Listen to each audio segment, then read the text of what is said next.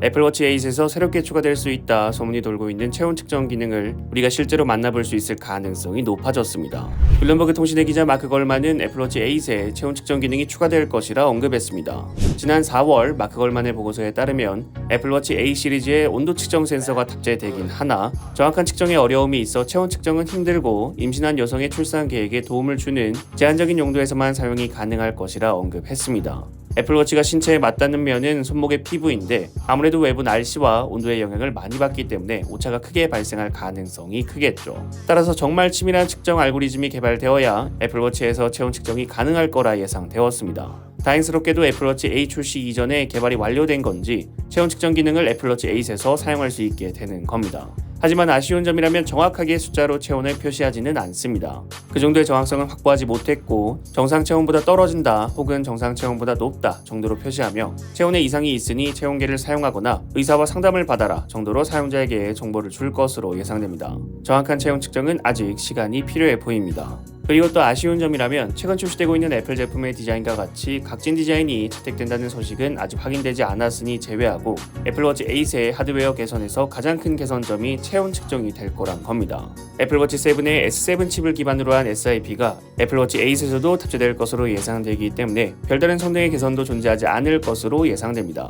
그렇다면 애플워치 6 이후로는 따로 성능 개선이 존재하지 않습니다. 애플은 올 하반기에 지금까지 출시했던 애플워치보다 가장 많은 애플워치 SE 2세대, 애플워치 8, 러기드 애플워치 총 3가지 애플워치를 출시할 예정으로 이 중 체온 측정 기능이 탑재되는 모델은 애플워치 8과 러기드 애플워치로 애플워치 SE 2세대에서는 체온 측정 기능이 탑재되지 않습니다. 러기드 애플워치 같은 경우에는 단순히 액티비티 특화가 아니라 상위 라인업 중에서도 내구성이 강화된 모델이 되겠네요.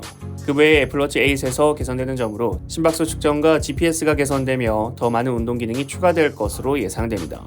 마지막으로 갤럭시 워치 5에서도 체온 측정을 지원할지는 모르겠으나 온도 측정 센서가 탑재될 것으로 예상됩니다.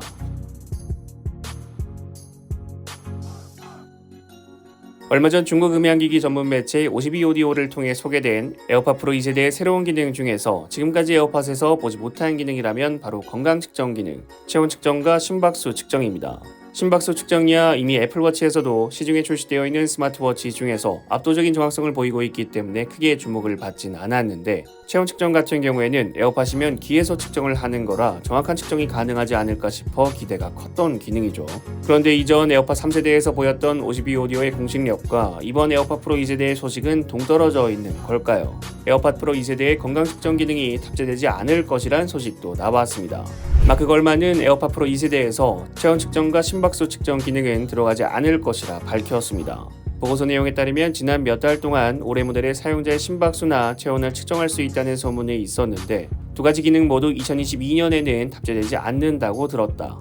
다만 애플 내부에서 두 가지 기능 모두 개발 중인 것은 확인이 되어 추후 에어팟 프로에서는 체온 측정과 심박수 측정이 제공될 가능성이 있다 라고 밝혔습니다.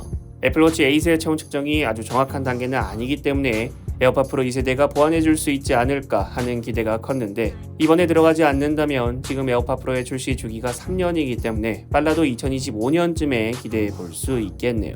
여러분들이 생각하시는 애플워치 8과 에어팟 프로 2세대에 대해서 댓글을 남겨주시면 감사드리겠습니다. 시청해주셔서 감사합니다. 지금까지 알비였습니다.